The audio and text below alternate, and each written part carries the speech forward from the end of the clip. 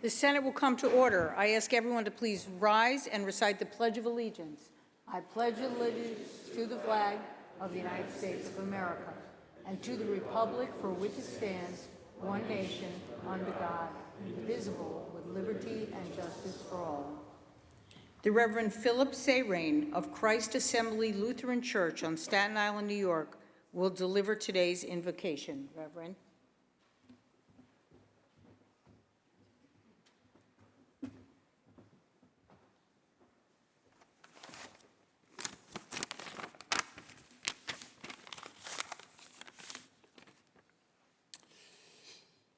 Let us pray. We begin the prayer in the name of the Father, and of the Son, and of the blessed Holy Spirit. Lord, Holy Father, Almighty, eternal God, from whom comes down every good and perfect gift, with the light of your truth, we pray that merciful goodness, that you will bestow your blessings upon members of the New York State Senate assembled here today, that they, including the governor, may be enlightened with the light of your knowledge and wisdom to make celebratory unanimous decisions to benefit everyone in the state of New York and even beyond. Lead and guide each of the Senate members for effective governance to ensure good public health and prosperity without causing undue hardship. God, through the eyes of faith, I stand with King David of the Old Testament to say, "The Lord is my shepherd, I shall not want. He maketh me to lie down in green pastures. He leadeth me beside the still waters. He restored my soul. He leadeth me in the paths of righteousness for his name's sake. Even though I walk through the valley of the shadow of death, I will fear no evil, for you are with me. Your rod and your staff, they comfort me. You prepared a table before me in the presence of my enemies. You anointed my head with oil, my cup runneth over. Surely goodness and mercy shall follow me all the days of my life, and I will dwell in the house of the Lord forever. Amen. Receive the benediction. Now the Lord bless you and keep you. The Lord may his face shine upon you and be gracious unto you. The Lord lift up his countenance upon you and grant you his peace. Amen.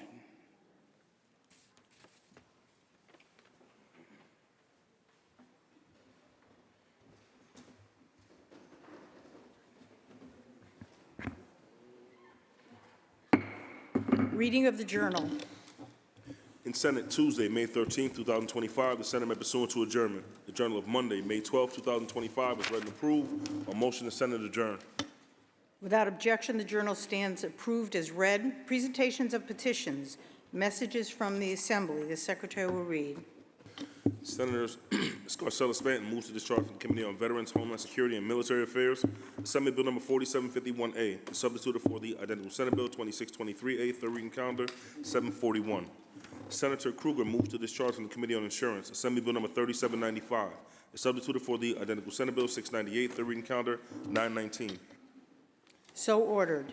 Messages from the Governor, reports of standing committees, reports of select committees, communications and reports from state officers, motions and resolutions. Senator Serrano. Madam President, I wish to call up the following bills, which were recalled from the Assembly and are now at the desk. Senate Print Number 1194A and Senate Print Number 4188. I move to reconsider the vote by which these bills were passed. The Secretary will read. Calendar number 402, Senate Print 1194A by Senator Addabbo, enactment of the Public Service Law. Calendar number 364, Senate Print 4188 by Senator Comrie, enactment of the Penal Law. The Secretary will call the roll on reconsideration. Addabbo, Gianaris Kruger, Ort, Sewell Cousins White, ayes 57. The bills are restored to their place on the third reading calendar. Madam President, I now offer the following amendments. The amendments are received. Senator Serrano. Please take up, let's move to resolutions. Please take up previously adopted Resolution 940 by Senator Cooney. Please read the resolution title only and recognize Senator Cooney. The Secretary will read. Resolution 940 by Senator Cooney, commemorating the 75th anniversary of the Indian Constitution on November 26, 2025. Senator Cooney on the resolution. Well, thank you, Madam President. I am introducing this resolution in honor of the 75th anniversary of the Indian Constitution, a time to celebrate Indian independence and the many brave Indians who risked their lives for the betterment of their fellow countrymen. I want to start by recognizing some of the dignitaries that are joining us here on the floor. We are joined by Ambassador Binay Pradhan, Consul General of the Indian Consulate of New York City, his deputy, Shruti Pandey, as well as Dr. Vikram Dogra, a prominent leader in our Indian Rochester community. This is a day to be celebrated not just in India, but worldwide.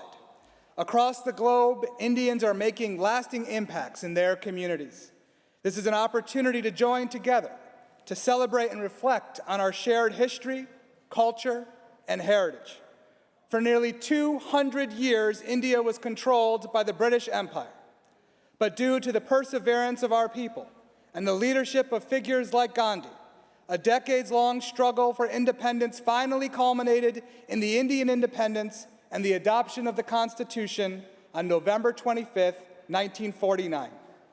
This story of resiliency and the fight for self-determination is one of the bonds that ties our two great nations together. It was that desire for civil and political rights that fueled independence movements both in U.S. and in India, making our countries kindred spirits in the fight for independence and sovereignty. This anniversary also holds a special importance for me personally. As many of my colleagues know on the Senate, I was adopted from an orphanage in Calcutta. And throughout my life, I have worked very hard to maintain a strong connection with India and Indians in my community. That connection continues today as we honor the 75th anniversary of the Indian Constitution. Congratulations to Indians across the world who will be celebrating this landmark year, and thank you again to our friends from the Indian Consulate for making the time to join us here in the New York State Senate, and to our Senate Majority Leader, Andrea Stewart-Cousins, for helping me bring forth today's resolution. Madam President, I vote aye. Thank you, Senator Cooney. Senator Stavisky on the resolution. Yes, thank you, Madam President, and thank you to our leader, Senator Stewart-Cousins, and especially to Senator Cooney. I was struck by what Senator Cooney just said because our two nations have very much in common. We too were subjects of the British Empire until we broke away. It was mentioned that Gandhi is one of the leaders in the relatively brief history of independence for India. And we had our own Gandhi, I believe, in my opinion, in Martin Luther King. They both believed in nonviolence and paid a serious price for many of their beliefs. We also share the idea of diversity. That is so important in India, but also in New York City, and particularly in the borough that I represent, Queens County.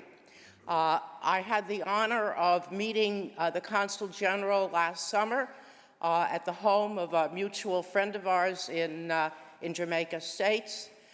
It was a lovely evening. I remember it very well because they shared their rich cultural tradition. And that is part of the fabric that makes New York City and, in fact, our country so vibrant.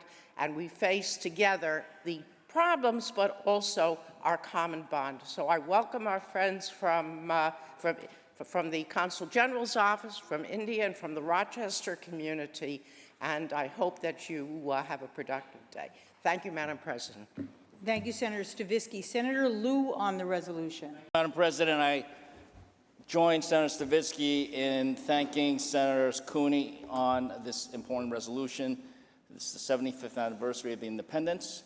But actually, India has been around for thousands of years. In fact, it is often described as the oldest democracy on this planet. And so I'm very fortunate that we have Senator Cooney introducing this resolution. Senator Cooney talks about the contributions of the Indian American community in Queens, as Senator Stavisky mentioned, and many other parts of the state of New York. But Senator Cooney himself is a tremendous accomplishment on behalf of the entire community, being the first Asian American and the first South Asian to be elected north of New York City. And also, if he were not introducing our Ambassador Pradhan and his team today, he might actually very well be presiding over the Senate today. So he is, as we know, a presiding officer of the New York State Senate, and really is a testament to what the Indian American community has done for us here in New York and beyond. Thank you. Thank you, Senator Liu. Senator Scarcella-Spanton on the resolution. Thank you, Madam President, and thank you to my friend, Senator Cooney, for bringing forward this resolution. I just wanted to stand to recognize our wonderful guest, and truly, from the bottom of my heart, I want to thank you for bringing this forward. You are a testament to the Indian community. Standing here before us, you're an inspiration to everybody in this room. And also, I'm so proud to represent such a blossoming Indian community on Staten Island and in southern Brooklyn as well. Both culturally and community-wise, it's so impressive to see how the community sticks together, and you bring such a richness to everything that you do. So thank you for being here. Thank you again, Senator Cooney. I proudly vote aye. Thank you. To our guests, representatives of the Consul General's Office of the Indian community, we welcome you on behalf of the Senate. Please enjoy the privileges and courtesies of the House, and please rise and be recognized.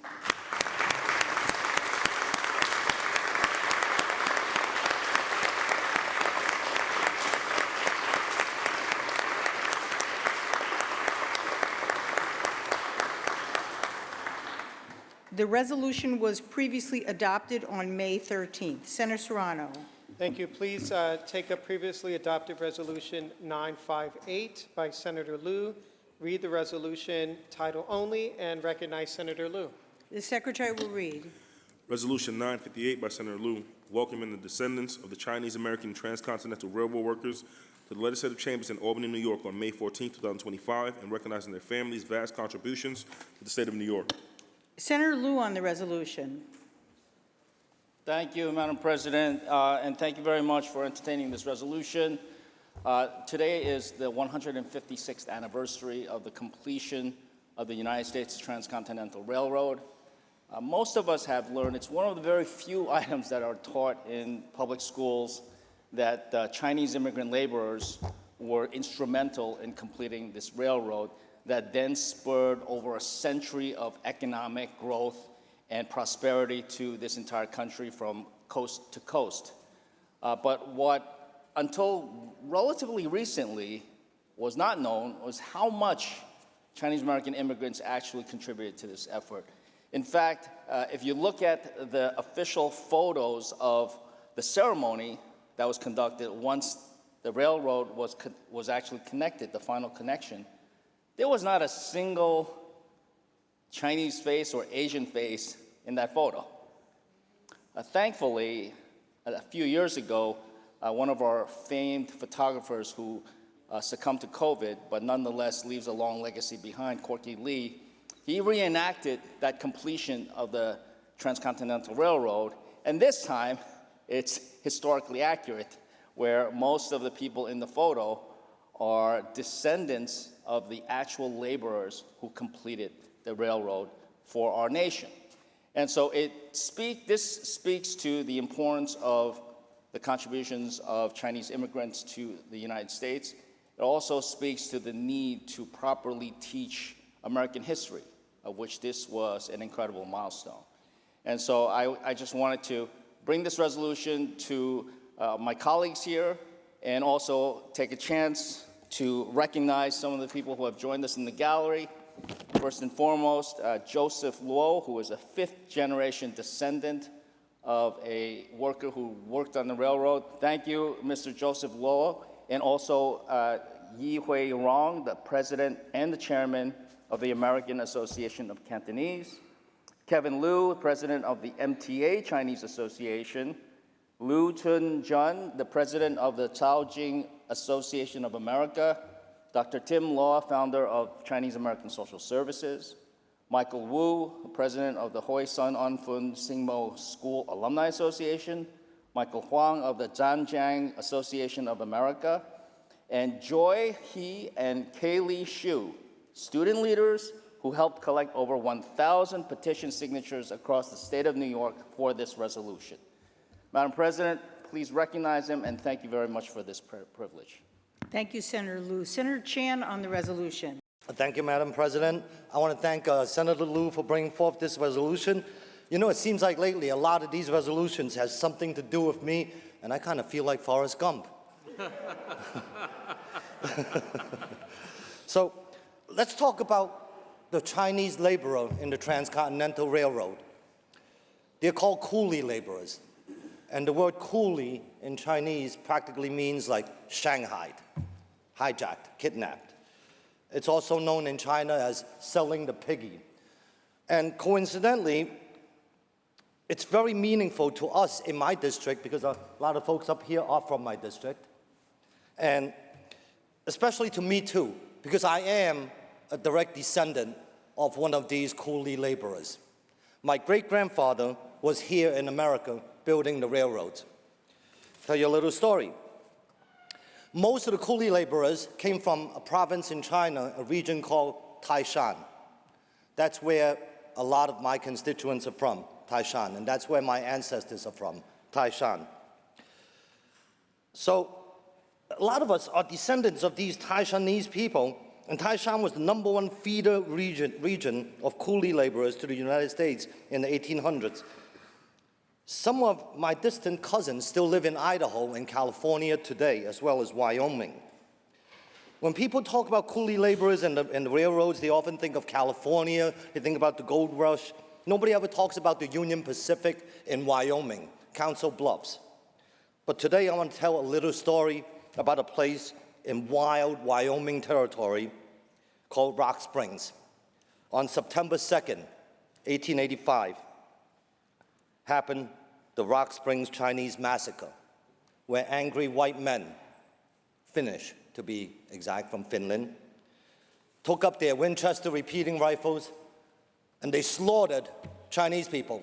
28 of them confirmed. It could have been as many as 50, 100, we'll never know, because they were burned, they were dismembered, they were hung, they were mutilated. So we're never going to know that number. The Chinese was chased out of Rock Springs. Why? Because they thought, the Finnish people thought, that the Chinese people were there to steal their jobs. And that is what happened. And Chinese people ran. They ran to Evanston, Wyoming. And the federal government had to send in troops to escort them back to Rock Springs in the subsequent weeks. And when they returned to Rock Springs, they discovered that their livelihoods, their houses, their homes, their possessions, everything had been plundered. So there was no choice but to leave Rock Springs. And that was just one little story in the history of coolie laborers in America. The hardships that we faced as a community was endless. My great-grandfather, coincidentally, around that time, went back to China. And the Chinese that remained and the Chinese that came after that contributed greatly and became a very important community that helped drive America forward. The Transcontinental Railroad was completed, as we know. Today is the anniversary. And America rocket-sledded into a new era of growth and prosperity like never seen before. And we have to thank, among others, the coolie laborers. So after my grandfather went back to China, my family did not re-immigrate to the United States again until the year 1969, partially because of the Chinese Exclusion Act that was overturned in 1943, I believe. In 1969, and it was because of a white man in Binghamton, an executive for the Singer Sewing Machine Company, that brought my uncle over. And that's another story for another time. It's history like this that no one talks about, history like this that we must talk about and teach our children so we can prevent things like this from happening going into the future and going down the road for America. I welcome our guests today. You're the legacy that was left behind by these coolies. Thank you for coming.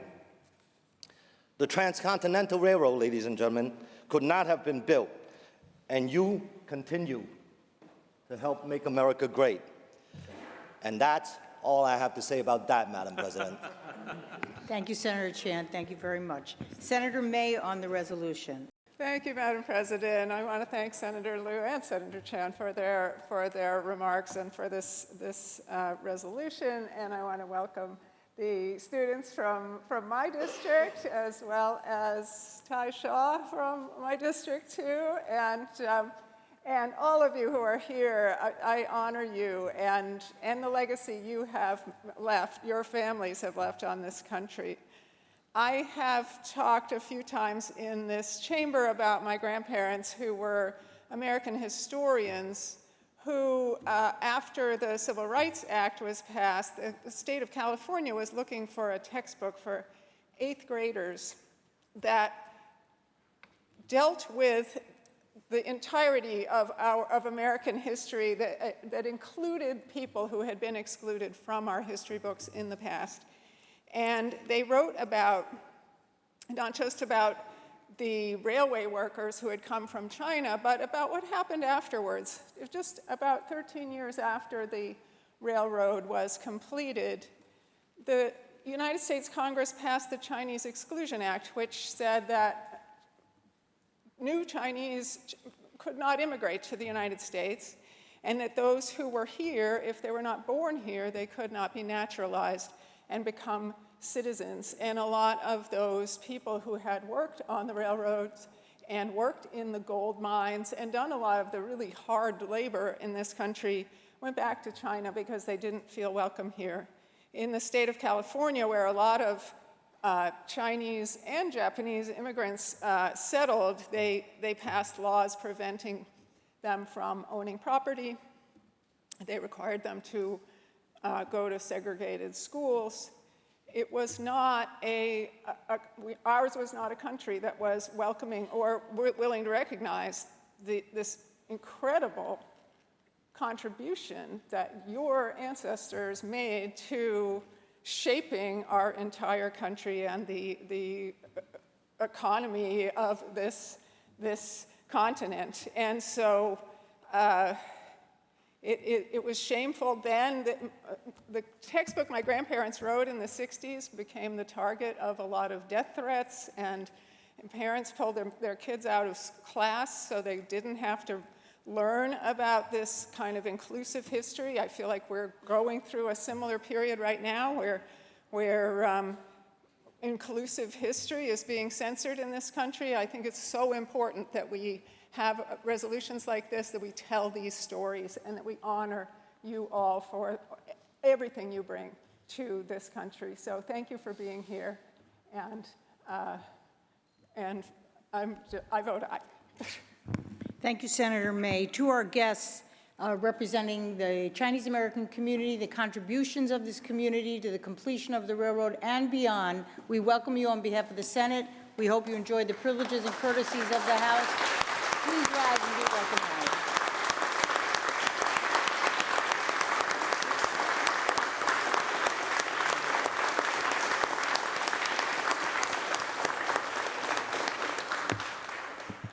The resolution was previously adopted on May 13th. Senator Serrano. Thank you, Madam President. Let's now take up previously adopted Resolution 976 by Senator Webb.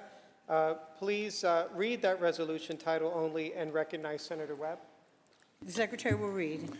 Resolution 976 by Senator Webb, recognizing Lisa Cortez for her valuable contributions to the film, television, music, and entertainment industries. Senator Webb on the resolution. Thank you, Madam President. I rise today to recognize and honor Lisa Cortez, a groundbreaking director, producer, and visionary whose contributions to film, television, music, and entertainment have enriched our culture and expanded our collective understanding of truth and justice. As a resident of Harlem, shout out to Senator Clear, Lisa Cortez is a trailblazer in every sense of the word. She began her career in the music industry working at Def Jam Records during the rise of hip hop and later serving as the vice president of A&R at Mercury Records. There, she made history as the first African-American woman to launch her own label entitled Loose Cannon Records under a major record company. From the very beginning, Lisa was carving her own path, one that centered innovation, creativity, and courage. We know that in our society, that storytellers and those who help to shape and form narratives, that power and that talent that they have fuels the ability to create positive impact and most certainly change. And Lisa is in that number. She is a gifted storyteller. Through her production company, Cortez Filmworks, Lisa has committed herself to telling complex, often overlooked stories from the cultural iconography of Little Richard, I Am Everything, to the inspiring documentary, The Apollo, and the Oscar-winning film, Precious. Her work has earned her accolades from Sundance, Tribeca, the Emmys, and beyond. And more importantly, it has sparked conversation, empowered communities, and shed light on the truths that we too often ignore. Madam President, her most recent work continues in that tradition. With her new docuseries, Murder Has Two Faces, Lisa Cortez brings social justice into focus once again by highlighting the lesser-known murder cases that were ignored by the media. These are stories of victims, often BIPOC women and girls, whose lives mattered, but whose stories were eclipsed. As colleagues, we all are too familiar with the work of addressing BIPOC missing and murdered women and girls. As we all recall, we passed a law last year to establish a BIPOC missing and murdered women and girls task force. Lisa's work seeks justice not only in the courtroom, but in the court of public consciousness. It is bold, it is necessary, and it is deeply impactful. Lisa uses her art to challenge injustice, to elevate marginalized voices, and to push our society toward equity and accountability. Whether she's producing powerful films or uncovering hidden truths or mentoring emerging creators, Lisa is expanding the boundaries of what media can do.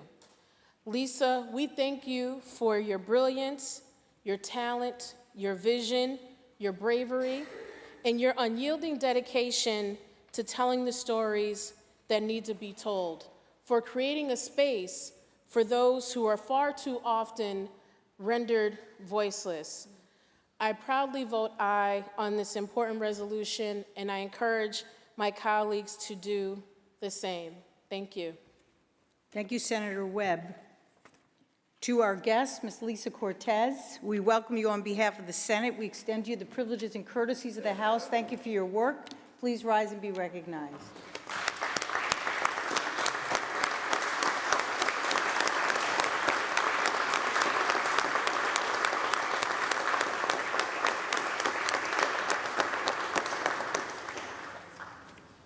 The resolution was previously adopted on May 13th. Senator Serrano.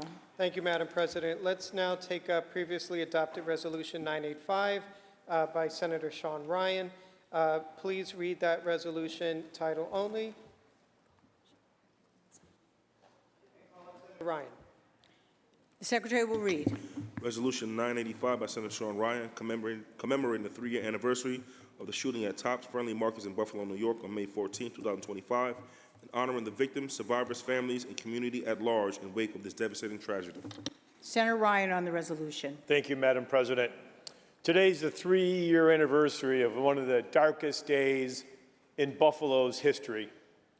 On May 14th, a beautiful sunny day, 2022, a hateful racist who was only 18 years old drove from his home, drove 2.5 hours to a supermarket on the east side of Buffalo to murder people who were complete strangers to him just because of the color of their skin because they were black.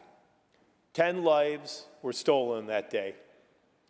Celestine Chaney, Roberta Drury, Andre McNeil, Catherine Massey, Margus Morrison, Hayward Patterson, Aaron Selter, Geraldine Talley, Ruth Whitfield, and Pearl Young. 3 others, Christopher Braden, Zaire Goodman, and Jennifer Warrington, were wounded but survived. 3 years later, this is all still fresh in our minds. I'll never forget the day I was doing yard work in my backyards, and I started seeing helicopters flying overhead. Then I started hearing sirens, and I was wondering what's going on, and I went over to my cell phone, and it was lit up with messages. And I couldn't believe what I was seeing, that this was happening just 2 miles from my home. And today I still feel the confusion, the anger, the sorrow, just the disbelief that I felt on that day. And I can't for a second imagine the trauma that the survivors who were shopping there that day are still dealing with, knowing that it could have been them instead, wondering why they got out and others didn't. Today, my heart's with them. My heart's with the families of the victims who continue to grieve, who continue to hurt. Anyone who's lost a loved one, I'm sure everyone in this room has, knows that the grief never goes away. It just gets less painful in a different way. We learn how to live with the grief. We learn how to live around the grief. We build around it. And that's what Buffalo and these families have gone through in the last 3 years. This horrible tragedy could have further divided us. It could have broken us. Instead, it galvanized an entire community, and it drew national attention to the inequities that Buffalo's East Side has faced for decades.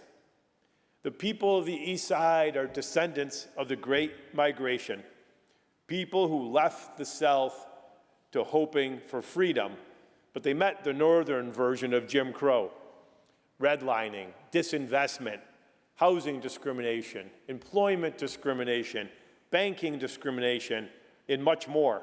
It's no secret, we all know it. The effects of the discrimination and disinvestment are abundantly clear. The root causes and the challenges those neighborhoods face today are clear. In Buffalo, you can see it just by driving in the neighborhood. Streets are left barren, potholes are unfilled, houses were demolished with nothing rebuilt. Every social indicator, whether it's individual wealth, home ownership, health outcomes, Black Buffalonians on the East Side are worse off than anyone else in the city. But the only way we can begin to fix it is to acknowledge the reality and to acknowledge the problem that we have caused. It's the harm done by leaders of the past generations, but that harm was intentional and it was purposeful. So we have to be intentional and purposeful in our efforts to reverse it. That means sustained investment where there was disinvestment in Black communities. 1 year ago, I stood in this chamber and said we can only solve these problems if we're all pulling in the same direction. We all know that on a federal level, things are not going the direction we wanted them to go in. We've got a new administration that thinks acknowledging sins of the past is a bad thing, that thinks equity is a dirty word. But that makes our work in New York State all the more important. We need to continue to fight back against federal backsliding. And we also need to make sure that we're keeping up our end of the bargain. I'm proud of the way that New York State has stepped up for the East Side since the attack. We've invested in home renovations, infill housing to fill in the sea of vacant lots. We've put millions into small business grants and workforce development, and we've invested money to combat food insecurity, prevent foreclosures, and to make home ownership more obtainable. But we have got a long way to go. It's a great start, but it's just a drip in the bucket of the problem that we have. Money alone is not going to solve it.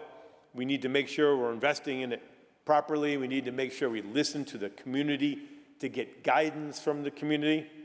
This weekend, I attended the Buffalo Black Caucus.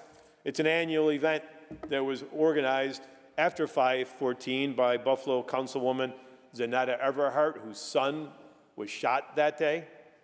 He is one of the survivors. Every year, the event brings together community leaders to uplift black voices and to strengthen Buffalo's black community. It's a remarkably powerful way to honor those that were taken from us, the community coming together to do good. We will not let hate win. We will not let hate keep us down. We will not let hate continue to divide us. We will remember and we will move forward together. Thank you, Madam President. Thank you, Senator Ryan. Minority Leader Ort on the resolution. Thank you, Madam President. I rise to speak on this resolution. And I guess in doing so, I just want to address some of what we just heard, but also I want to say, obviously, this was a terrible day. It's a terrible day in America when this happens. It's a terrible day in New York. I remember when it happened, and I felt particularly shamed, and I felt upset, maybe more so, because it happened in Western New York, because it happened in my community, our community, where we're not used to this kind of thing happening. And there was a different feeling, I think, whenever it happens in our community. There's a feeling like, I can't believe it happened here. Even though it happens a lot in different ways. Hateful acts happen all over the world every day. And of course, in today's day and age, we were able to get instant knowledge of this on our phones. And yet, still when it happens to someone you know or in your community, I think we always are surprised. Because I think, and I believe in Western New York, we are not a hateful community. There's hateful people across the world.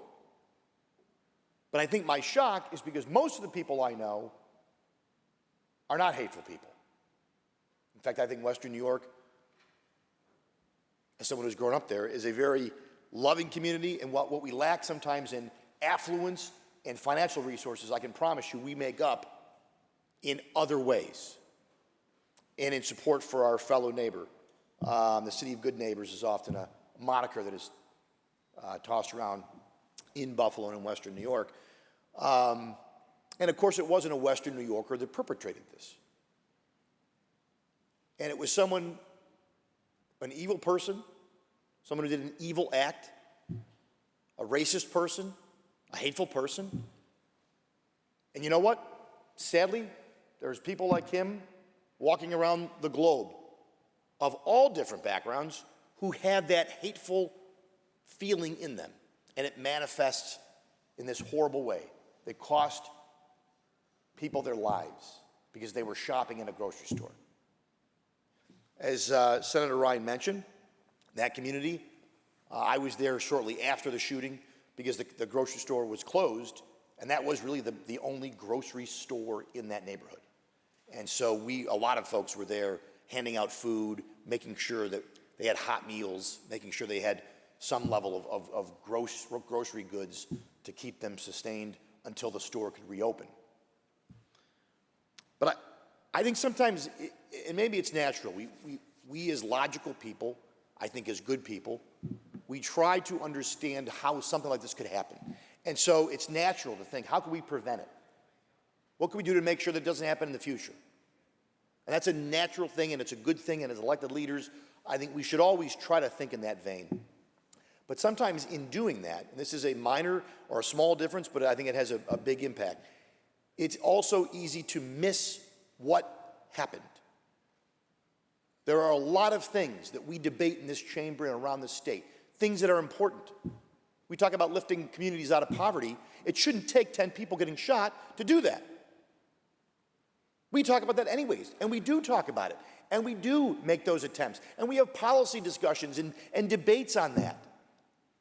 This happened because of the actions of one individual, a hateful, racist, bad person who did an evil thing. And probably a lot of people in that person's life missed all the signs that were readily there. But he, and he alone, is responsible for the deaths that happened in my community, in Senator Ryan's community, in Senator Baskin's community, Senator Gallivan, Senator Borrello. He did it. And I won't even mention his name because it's not worthy of this chamber to mention his name. But Senator Ryan mentioned the names of the people who lost their lives. And the other side of that, when you focus on what happened there, you also are reminded that in the face of evil, you often see the best parts of people. And we did see that day in the response from the community. We see it in the survivors who have taken and become community leaders to try to make sure that that community comes back stronger, that it never forgets those people who lost their lives. We see it in the individual of Aaron Salter. Now, Aaron Salter is a Lockport native. His wife, I believe, family still lives in Lockport in my district. He was a retired Buffalo police officer. He was the security guard that day at the grocery store. Now, Aaron Salter is not a hero because he died that day. He's a hero because of the way he lived and because he died consistent with how he lived, protecting others, serving others. I never liked the idea of lionizing someone because they died. We should lionize people for how they lived. We all are going to die. The question is, do we meet our end consistent with who we are? Aaron Salter did. He was there protecting people when he gave his last for that community. And he's a hero because he did it every day, not just on his last day, he did it long before then. And yes, we should try to always lift communities out of poverty, to eliminate racism where it exists in law, to condemn acts like this when and where they happen. But I think it's also important to condemn it by saying what it is. This individual did something that is disgusting, that is evil. Senator Ryan talked about the people who survived. I don't know. I don't know what the answer is. My answer to them would be, it was not your time. God had a different plan and has a different plan for you. Now, some people might scoff at that or maybe think it's simplistic, but I dare you to come up with a better reason. The good Lord had a different plan for those individuals who survived. And he called home the individuals who didn't come out of that store alive. But it is absolutely the evil, heinous acts. We should condemn it, we should call it out, and we should remember the heroic acts that happened by people. Aaron Salter was a retired cop, had the training, but there was all kinds of heroism that happened in that store by people who didn't have the training, who showed love and compassion in the face of racism and evil and hate. And so I rise to recognize Aaron Salter, to remember him, to remember how he lived, not just how he died that day. Obviously, the lives of the other victims that day, their families. I think about the moms. Just this past Mother's Day, I'm certain that had to be and remains and will always be a very difficult day when you're the mother of a child who's no longer here, or when your mother is no longer here, because there were certainly mothers and grandmothers who were part of the victims. So it's a horrible thing, and there's a lot of things we can learn from it, and as elected leaders, there's different ways we have to look at it, but I always think it's important to remember who did it, and I think it's also important to do credit and service to the victims, to the families, to the survivors, because in the face of such evil, we'll never maybe understand it. I don't know that I'll ever understand. As I get older, I think I understand sometimes these things even less than I used to think I used to understand it. But I can tell you right now, our conference, I know the majority conference, grieves with the people of Buffalo, with the people of Western New York, with the people of that neighborhood, and we shouldn't only remember it as the scene or the site of a terrible act but we should try to remember it as a community that survived and came out hopefully stronger and better out of such a horrible event that happened 3 years ago today. So I want to thank the sponsor for bringing the resolution to the floor. Madam President, I thank you for your indulgence, and I proudly support this resolution. Thank you, Senator Ort. Senator Baskin on the resolution. Thank you, Madam President. We all remember where we were when a tragedy strikes our life. Those moments that seared themselves into our memories forever. For my community, that day was 3 years ago today. It remains an unimaginable massacre that shook us to our core when a white nationalist infiltrated our city and terrorized our community. In his violent mind, he decided members of our community were expendable. 10 innocent lives were stolen on what should have been an ordinary sunny Saturday afternoon. These weren't just names.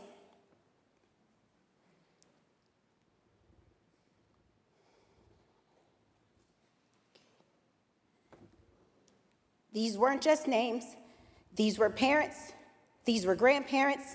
These were community activists. These were writers. These were teachers. These were caregivers. These were pillars of faith.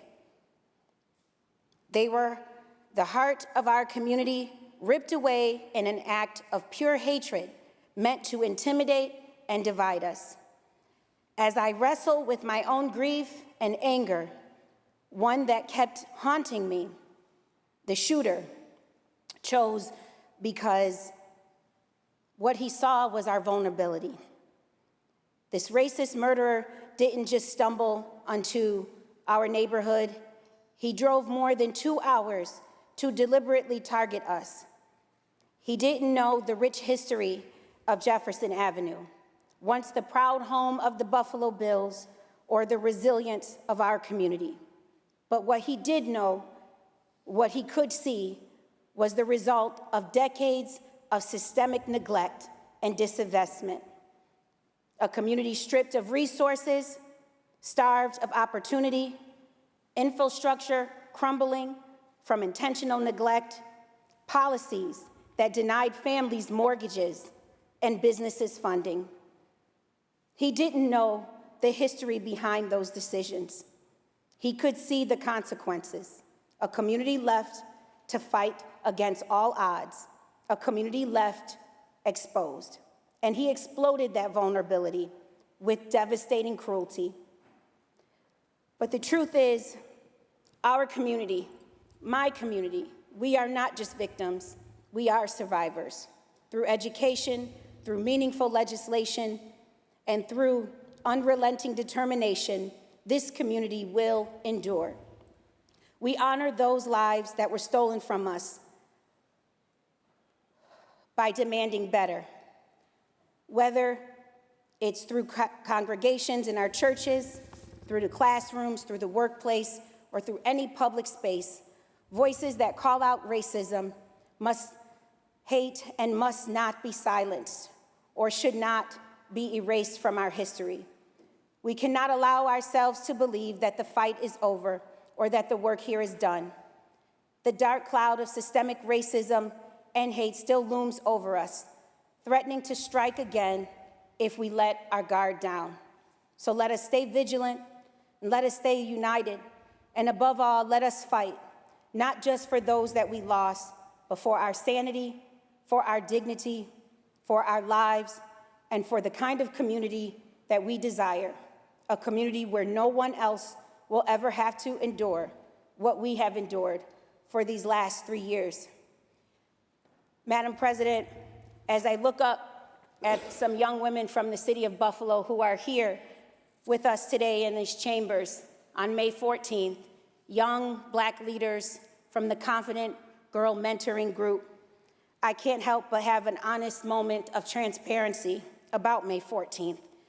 At this moment, God has allowed me the privilege to be serving our community and our state as a state senator under the leadership of a passionate conference leader, under the leadership of a passionate deputy leader, and amongst colleagues in my conference, some of the most passionate people that I've ever met in my life fighting for the rights of New Yorkers. On May 14th, when my younger brother, Lawrence, called me to check on me and to see where I was, to make sure that I was not shopping at Tops Markets, he told me that there had been a mass shooting and that there were many, many people who were dead. My immediate thought, Madam President, was, what have we done? What have we done to our community now? And when I say we, I meant Black people. The humiliation that I felt internally over the last 3 years from that moment when I arrived to the crime scene to learn that Black people were not the instigators of 514. They were hand-picked victims. The humiliation that I've had to wrestle with over these years, branding myself as an advocate who fights daily against implicit bias, to know that it sometimes even festers inside of me. The realization that the lynching and the residue of Jim Crow is not confined to this country's southern states, but it does still residue here in New York State. Because the truth of the matter is, Madam President, is that another New Yorker killed 10 of my neighbors 3 years ago today. And that has been and remains a traumatic experience, sad, dark residue over our community. And so as I stand here today, grieving those that have been lost in our community, and celebrating the victories that we have been able to achieve since, I implore my colleagues, through you, Madam President, to reflect on the privilege that we all have. There are nearly 20 million people who call New York State home, and God saw fit to pick 63 of them to serve as New York State senators. I, my colleagues, each of us, we're one of those 63 people, and we sit at the highest level of policy and legislative procedure and making here in this great state. If the seizing of violence against Black people in this state does not begin with the actions that we, the 63 people who sit in these chambers, take, the legislation that we put forward, and what we choose to advocate for and what we choose to fight for, if it does not begin with us, then I fear, Madam President, that it will not begin at all. May God bless my city, Buffalo, New York, and those who are still traumatized by what happened today 3 years ago on May 14th. Thank you. Thank you, Senator Baskin. Senator Comrie on the resolution.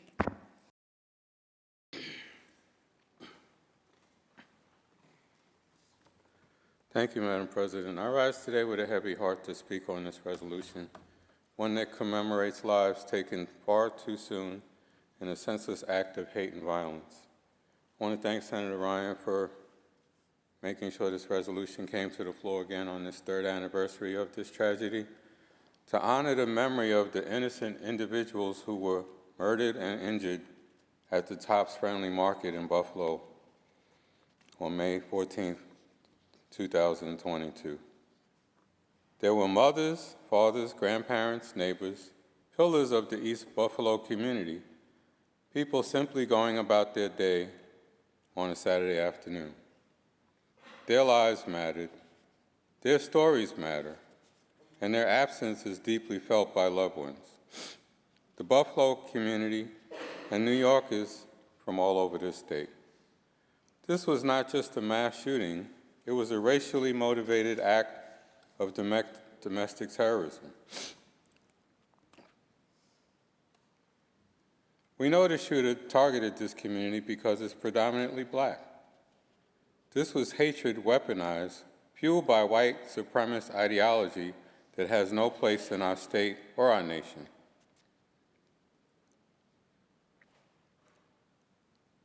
This young man got radicalized and never got taught how beautiful this country really is by making sure that we have our diversity in our educational system that can teach tolerance. We need to make sure that never happens again.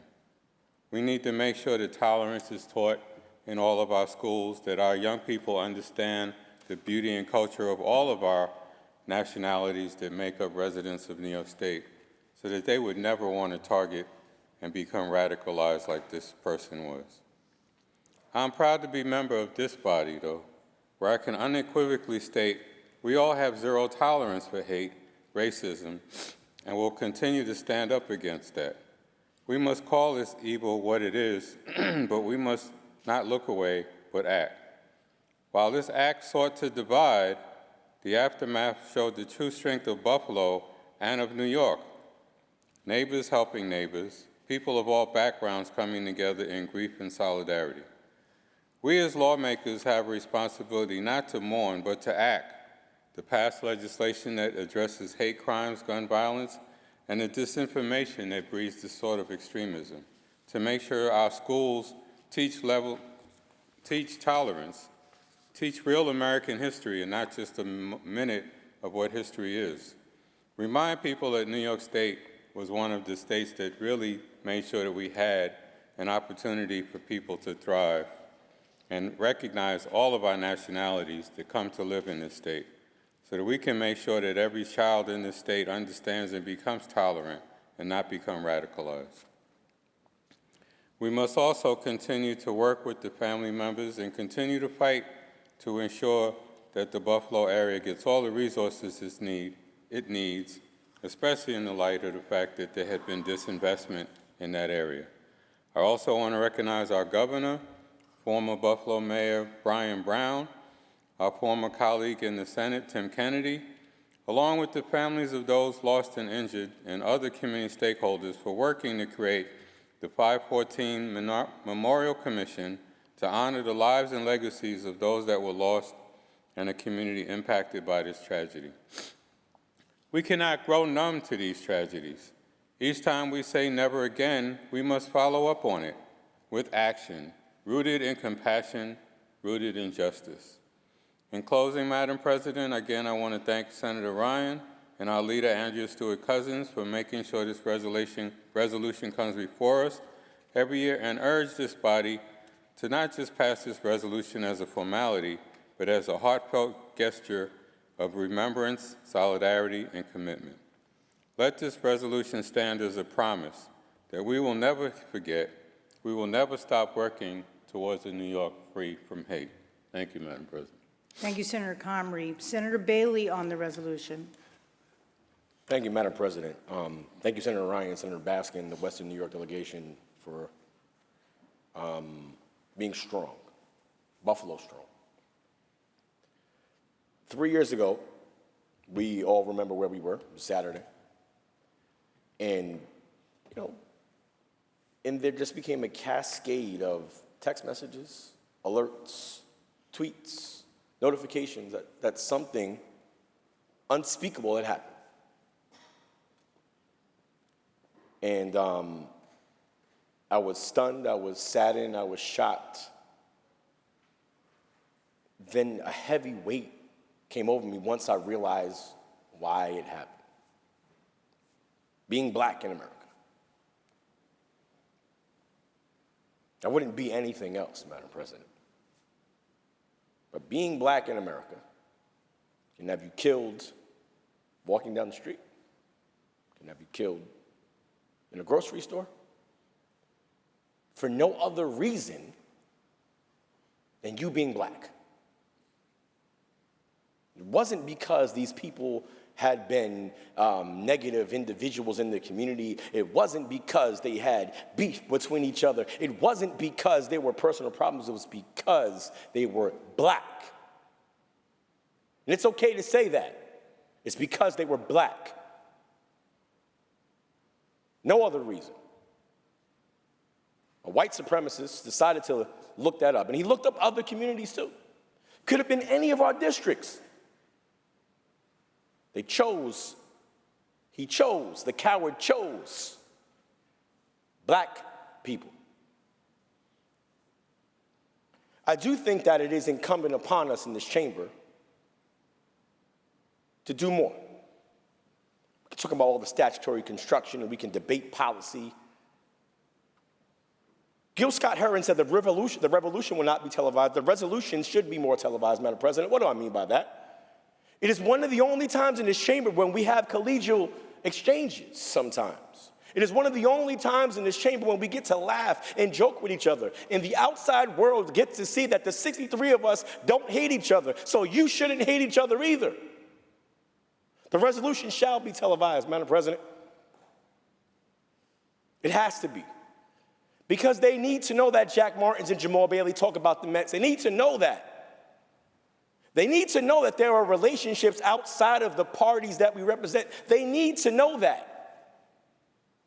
They need to know that George Borrello talks to me about ties all the time. He has a lot of nice ties. They need to know that we understand the world outside is a rough one.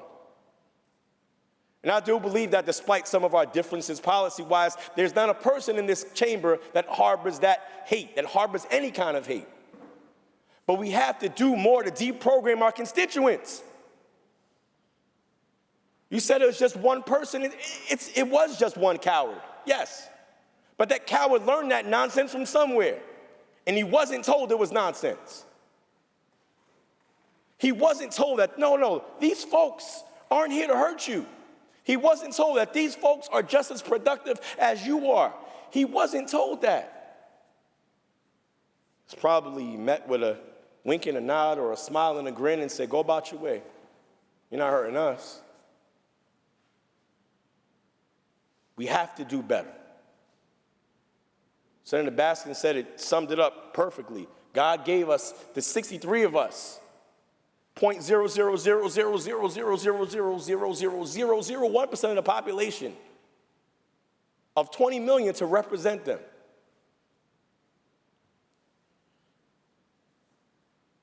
I think that days like today should wake us the hell up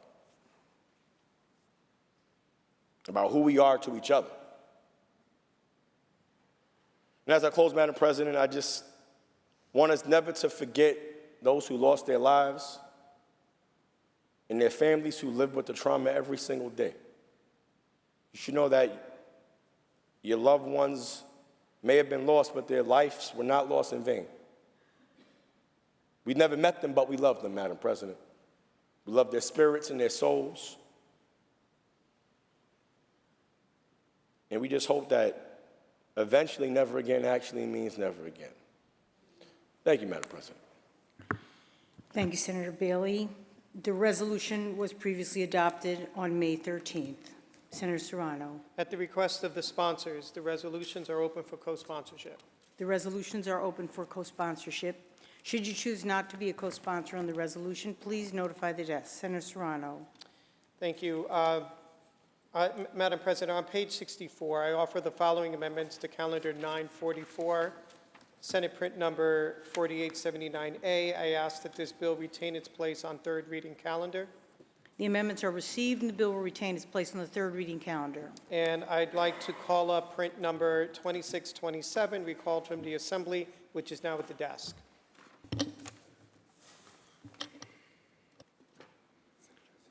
The Secretary will read. Calendar number 187, Senate Print 2627 by Senator Kavanaugh, enactment of real property law. I now move to reconsider the vote by which this bill was passed. The Secretary will call the roll on reconsideration. Addabbo, Gianaris, Kruger, Ort, Stewart-Cousins-White, ayes 57. The bill is restored to its place on the third reading calendar. I now offer the following amendments. The amendments are received. Thank you. Let's please take up the reading of the calendar. The Secretary will read. Calendar number 138, Senate Print 2022 by Senator Cooney, enactment of social services law. Read the last section. Section 2, this act shall take effect immediately. Call the roll. Addabbo, Gianaris, Kruger, Ort, Stewart-Cousins-White, Announce the results. ayes 57. The bill is passed. Calendar number 150, Senate Print 2182A by Senator Hinchey, enactment of the public service law. Read the last section. Section 2, this act shall take effect on the 180th day, it shall become a law. Call the roll. Addabbo, Gianaris, Kruger, Ort, Stewart-Cousins-White, Announce the results. in relation to calendar 150, voted in the negative, Senator Walzing, ayes 56, nays 1. The bill is passed. Calendar number 174, Senate Print 116 by Senator Claire, enactment of the criminal procedure law. The bill is laid aside. Calendar number 216, Senate Print 2289 by Senator Bailey, enactment of the private housing finance law.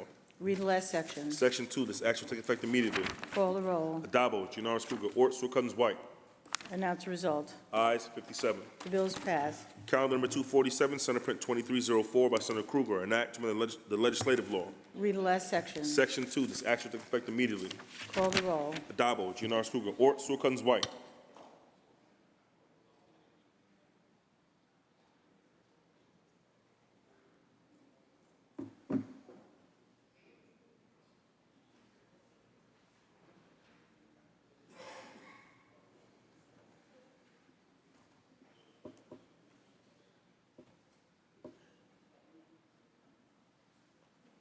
Announce the result. In relation to Calendar 247, voted in the negative are Senators Kinsey Fitzpatrick, Chan, Gallivan, Helming, Martins, Murray, Oberacker, O'Mara, Ort, Rhodes, Stack, Tedisco, Senator Walczak. Ayes 44, nays 13. The bill is passed. Calendar number 267, Senate Print 2070 by Senator Scarcella Stanton, enactment of the Veteran Services Law. Read the last section. Section 2, this act shall take effect on the 180th day and shall become a law. Call the roll. Adabo, Ginaris Kruger, Ort, Stewart-Cousins, White. Senator Scarcella Stanton to explain her vote. Thank you, Madam President, and thank you for my colleagues. This is the second year in a row that we passed this bill, I think unanimously, to create a registry of everything that veterans and their families can avail themselves to in New York State. One of the things that I found most frustrating when I got elected is learning how many resources that New York State does have to offer veterans and their families, but being on the other side of this, as a spouse, we came home, my husband got out of the military in 2015, we had a 1-year-old baby, and we had no idea what families could avail themselves to. I'm talking housing benefits, education benefits, mental health help, not just for the veteran, but for the spouse and for the family. There are so many organizations that provide these resources, but the problem is nobody knows that they exist. This has been probably my biggest qualm since I was privileged enough to come into this seat. This bill is critically important in making sure that it's easy to access when a family is in crisis, especially everything that New York has to offer. So once again, I thank all my colleagues, and I hope to see this bill turned into law this year. I proudly vote aye.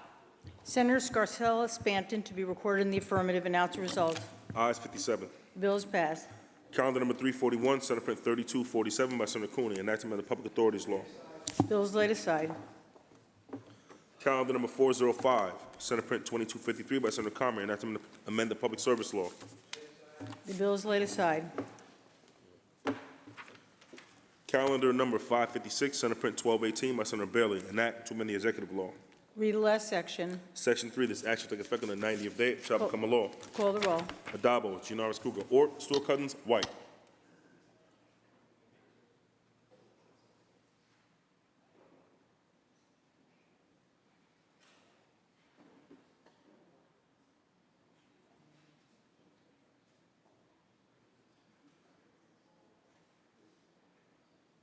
Announce the result. In relation to Calendar 556, voted in the negative are Senators Borrello, Chan, Griffo, Helming, Murray, Oberacker, O'Mara, Ort, Steck, and Walczak. Ayes 47, nays 10. The bill is passed. Calendar number 569, Senate Print 4191 by Senator Gurnardez, enact to amend the Energy Law. Read the last section. Section 2, this act shall take effect on the 180th day, it shall become a law. Call the roll. Adabo, Ginaris Kruger, Ort, Stewart-Cousins, White.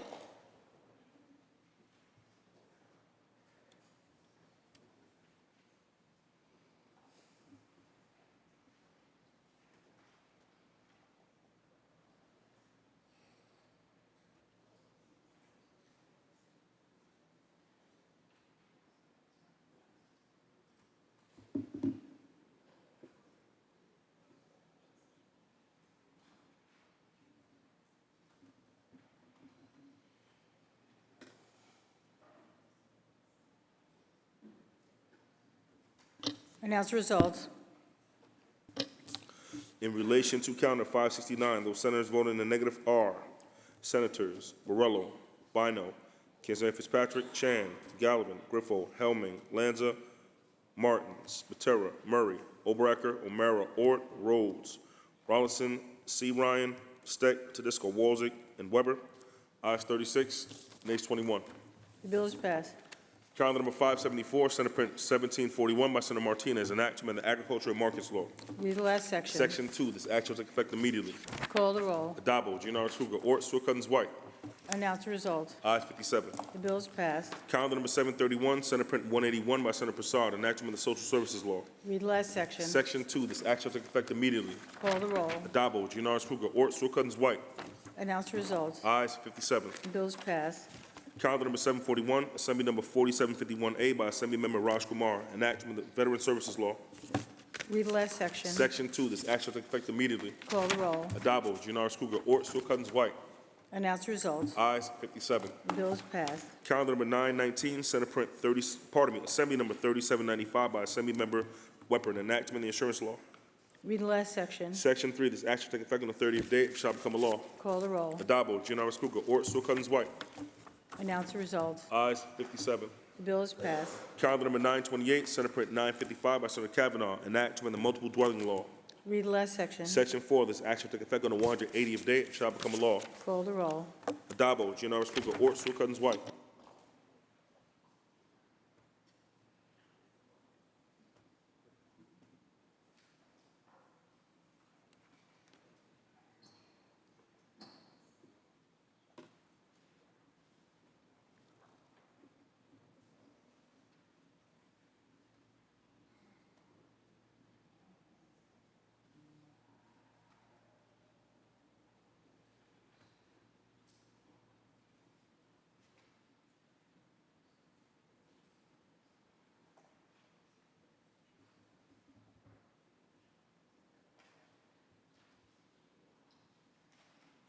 Announce the result.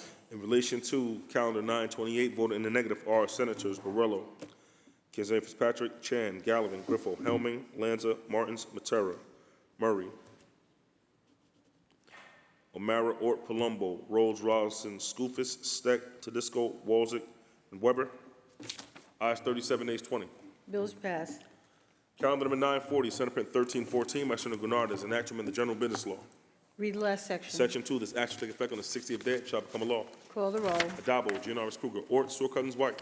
Announce the result. Ayes 57. Bill is passed. Calendar number 942, Senate Print 1859 by Senator Myrie, an act to amend the General Business Law. Read the last section. Section 2, this act shall take effect immediately. Call the roll.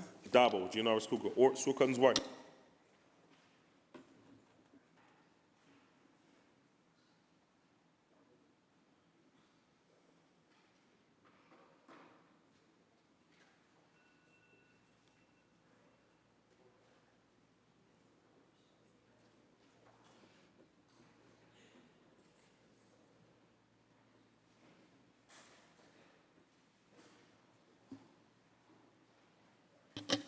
Announce the result. In relation to calendar 942, voted in the negative are Senators Borrello, Kinsey Fitzpatrick, Chan, Gallivan, Griffo, Helming, Murray, Oberacker, O'Mara, Ort, Palumbo, Rhodes, Steck, Tedisco, Walzick, and Weber. Ayes 41, nays 16. The bill is passed. Calendar number 953, Senate Print 913 by Senator Kavanaugh, an act to amend the Social Services Law. Read the last section. Section 2, this act shall take effect immediately. Call the roll. Adabo, Gennaro Kruger, Ort, Stewart Cousins, White. Announce the result. In relation to calendar 953, voted in the negative, Senator Walzick. Ayes 56, nays 1. The bill is passed. Senator Serrano, that completes the reading of today's calendar. Go to reading of the controversial calendar. The secretary will ring the bell. The secretary will read. Calendar number 174, Senate Print 116 by Senator Clare, an act to amend the Criminal Procedure Law. Senator.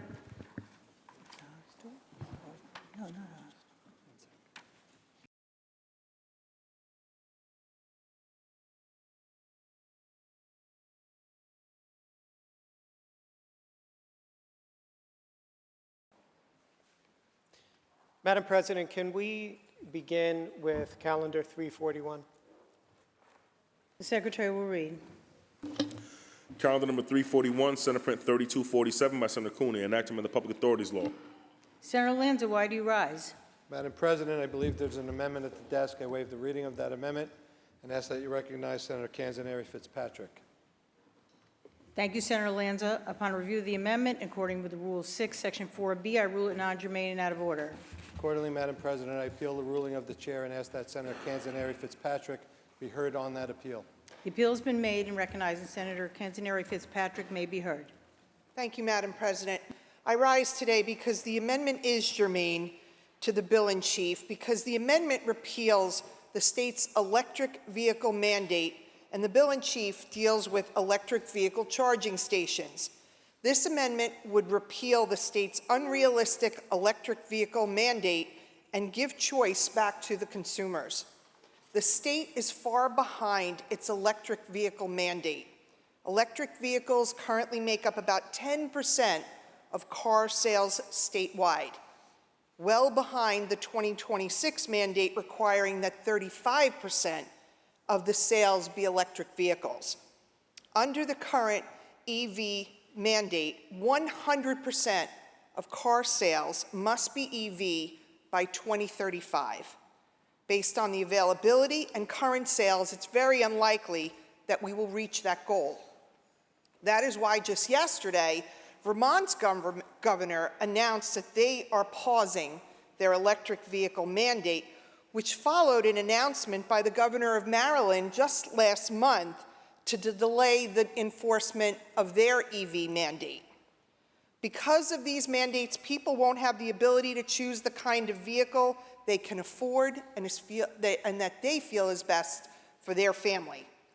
Because the only vehicles that will be available will be what the Department of Environmental Conservation allows, or alternatively, which is much worse, our New Yorkers will travel across state lines to purchase vehicles in other states, thereby harming New York businesses, and also New York loses out on their sales tax revenue.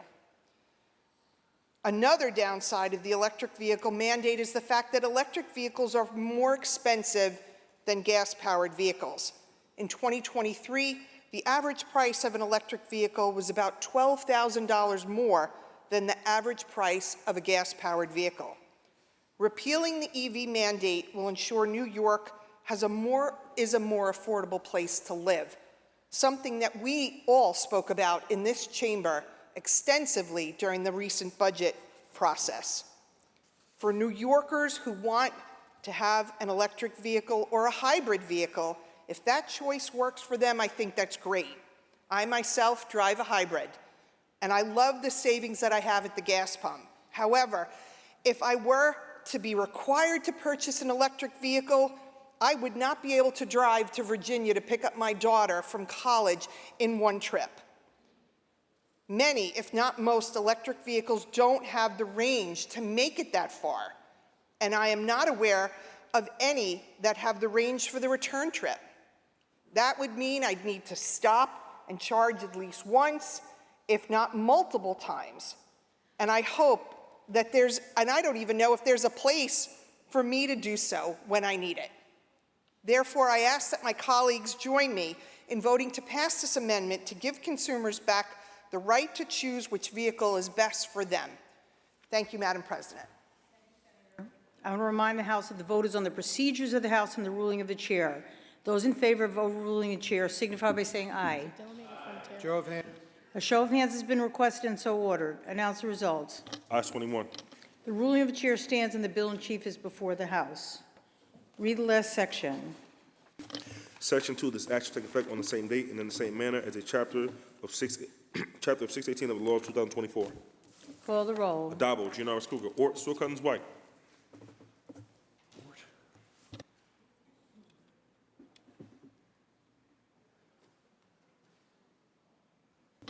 Announce the results. In relation to calendar 341, voted in the negative are Senators O'Mara, Orton, Walzek. Ayes 54, nays 3. The bill is passed. Senator Serrano. Let's take up calendar 174. The secretary will read. Calendar number 174, Senate Print 116 by Senator Clear, enactment of the Criminal Procedure Law. Senator Martins, why do you rise? Madam President, if the sponsor would yield for a few questions. Senator Clear, do you yield? I do She yield, yields. Madam President, through you. Madam President, through you, I want to compliment the sponsor on this bill and thank you for bringing this to the floor once again. But I seem to recall that a similar provision was included in the executive budget this year, but for the one-year look-back period, there was an identical provision in the executive budget that had been rejected by the legislature, and I would ask if you know why it was rejected in the executive budget. Look back was rejected. Why the language for this bill that was included in the executive budget was rejected and not included in the final budget. I can't say, but I know it was included in the one house for the Senate. I don't know why. Madam President, through you, I want to thank the sponsor for this bill, and I'd like to go on the bill. Senator Martins on the bill.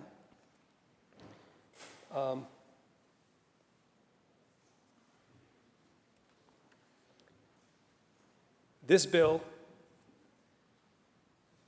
passed the Senate in 2023 unanimously through the Rules Committee, 20-0. That's remarkable. There aren't many bills in this House that pass 20-0 through rules, and this is one of them. And then it went to the floor, and it passed the Senate 58-0, Madam President, 58-0 in 2023, unanimously again. In 2024, in keeping with 2023, it passed codes 13-0, again remarkable, and yet came to the floor and passed the Senate 59-0. 59-0 in 2023, and 2024, excuse me. And then this year in 2025, it passed codes 12-0. So in 3 years, through each committee and on the floor of this Senate, this bill has passed this House unanimously, which is extraordinary. I think we would all agree that when you have a bill that passes this House that often in those committees, there isn't even one member of this chamber that has voted no. And then this year, the governor put this bill in this language in the executive budget. And yet, in the final, and it was in the Senate budget, in the Senate One House, excuse me, and yet in the final budget that came before us all to vote, it was not there and it had been rejected. So I rise, Madam President, to highlight that fact, not to tell my colleagues something they probably don't already know, but to also highlight the fact that there is one group that is missing. Because in all of that time, during all these years where it has passed this House unanimously and clearly has the support of the executive on the second floor, it has yet to come out of committee in the New York State Assembly, and that is an absolute disgrace, because when we talk about child sex trafficking and we talk about the ability to hold people criminally and civilly responsible for such atrocities, the idea that that has been held up in the Assembly needs to be highlighted, and every one of us, and everyone who may be listening, needs to be aware that that's where this is getting bottled up. It's time we stop passing bills unanimously in this House and started holding people who are bottling up these bills in the other House and hold them accountable, especially when it's something like this that demands our attention, because it goes to our priorities and it goes to our humanity. So I'm doing that today, and I want to thank Senator Clear for once again bringing this bill before us. I want to thank my colleagues for again supporting this bill and showing this is a priority for this House. And yes, let's call out the other House and let's make sure there's questions asked as to why this bill can't even make it out of committee. Madam President, I vote aye. Thank you, Senator Martins. Are there any other senators wishing to be heard? Seeing and hearing none, debate is closed. The secretary will ring the bell. Read the last section. Section 14, this action will take effect immediately. Call the roll. Addabbo, Gianaris, Kruger, Ort, Sewell Cousins, White. Senator Clear to explain her vote. Thank you, Madam President. Upon election to the Senate, I made it my mission to work to eradicate human trafficking. We have listened to survivors, we've passed meaningful legislation and held community conversations, but there's so much more to accomplish. Sadly, we know that at present, due to many variables, effective cases of prosecution for the crime of human trafficking are very challenging to bring in a timely, meaningful, and preventative manner. Thus, the bill that we're highlighting today will empower district attorneys all over the state to be able to effectively prosecute the most heinous and grievous acts of human trafficking in a way that will not only hold people accountable, but will help change the system for good. Senate Bill 116 would eliminate the criminal statute of limitations for sex trafficking and extend the window for survivors to file lawsuits that will allow them to gain a measure of justice.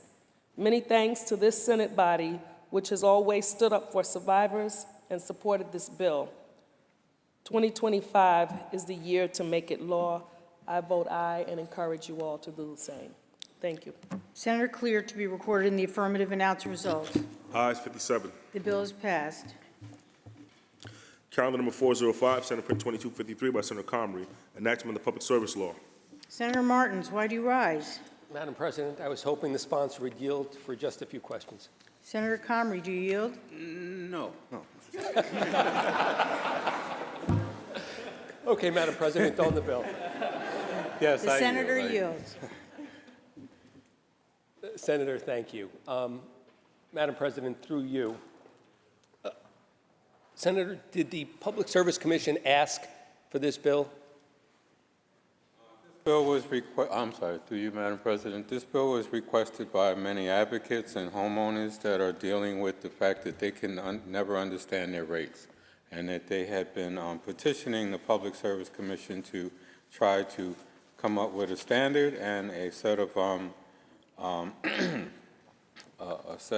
responsible numbers that they could really appreciate, so that they could know what the cost of their water bills are.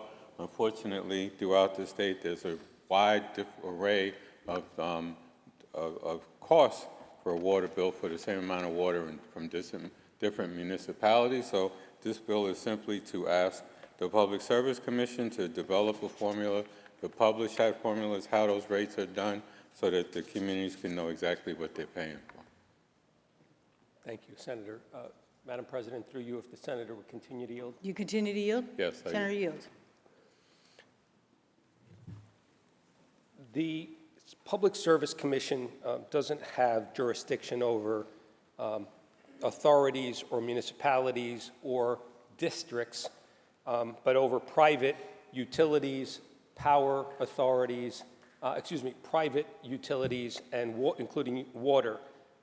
Is there any authority within the Public Service Commission that would allow them to have this jurisdiction over municipalities?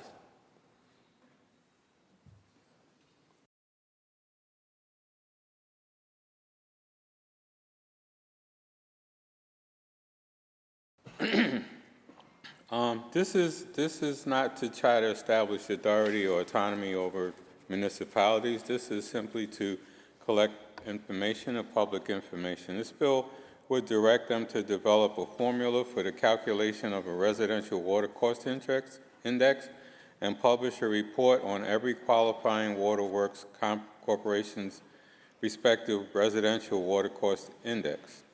It would only create an opportunity for the PSC to gather information and share information. This is not about trying to go in and tell a municipality what they could do or anything to usurp their authority or autonomy.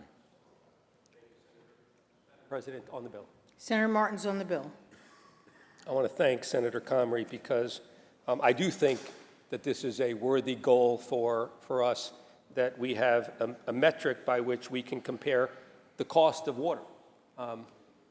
my concern stems from the fact that the Public Service Commission simply doesn't have the authority to manage and oversee municipal utilities.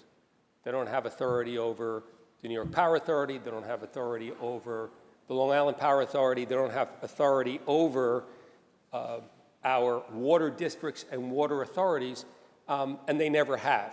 Private utilities, they do. Public and municipal, they don't. And so I'm concerned about the metric by which our public or municipal districts or some of our villages have water departments would be asked to provide information to an entity that they don't normally have oversight of, they don't provide information to. I have 43 villages in my district. I have dozens of water districts in my district, and I'm concerned that they are not prepared for something like this, although I think we should all work towards a metric that allows us to get to this, the idea of creating a new requirement for districts and villages that they're not prepared for, let alone perhaps the Public Service Commission that doesn't have, I believe, the authority to look at municipalities and oversee municipalities and require them to provide that information because they are here to regulate private utilities creates some serious concerns for me. I certainly understand, and I want to thank the sponsor because the idea that in certain parts of the state and even certain parts of the same town or the same county, there can be disparities in the cost of water is a concern and should be a concern to us. And we should figure out what that metric looks like and how we can go about putting something together. My concern here is I'm not sure it's the Public Service Commission, and I'm not sure it should be done in a way that doesn't include our municipal districts, our water districts, our villages and water departments as part of that discussion before we pass something that may obligate them to a cost that they are not accustomed to and to a relationship with the PSC that they simply don't have. Now, if this were directed at private water companies, sure. The private water companies have to go to the PSC for a rate change every time they want to change rates. The public utilities or private utilities, the Con Eds of the world, have to go to the Public Service Commission anytime they want a rate change. Our municipalities and our districts do not. So this is a difference that's important.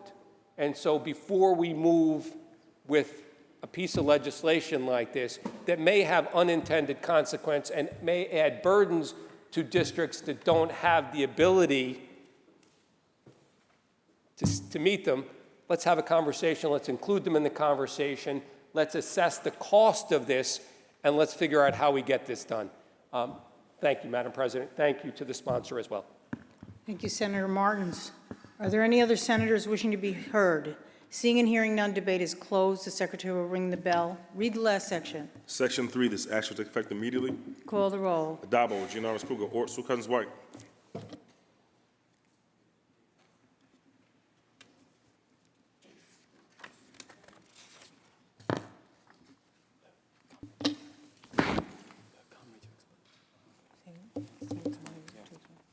Senator Comrie to explain his vote. I just want to thank Senator Martins for his insight and focus on trying to make sure that municipalities are protected. We believe that this would be very cost minimus, de minimis for municipalities because we're directing the PSC to come up with a formula and do all the work. We're not looking to try to give municipalities a unintended mandate to try to spend money on things they don't know. So hopefully we can, come up with a formula and procedures that would make it illuminative for constituents because this is why it was brought to us. We have many constituents across the state that are concerned because they have no idea what their price of water is, and they would love to see a process that could show them and illuminate it for them in a way that they can appreciate. So hopefully we will get to that point. I understand your concerns about the Public Service Commission. We all want to make sure that at the end of the day, our consumers know what they're purchasing or know what they have to spend money on or understand what their budgeting is. So hopefully, according to everything that we talked about, we think that the Public Service Commission can come up with a formula and not wind up with municipalities having to do it themselves. I would urge everybody to vote aye. Thank you, Madam President. Senator Comrie to be recorded in the affirmative. Announce the results. In relation to calendar 405, voted in the negative are Senators Kanzaneri Fitzpatrick, Helmy, Martins, Tedisco, and Walzek. Ayes, 52 nays 5. The bill is passed. Senator Serrano. Can we put,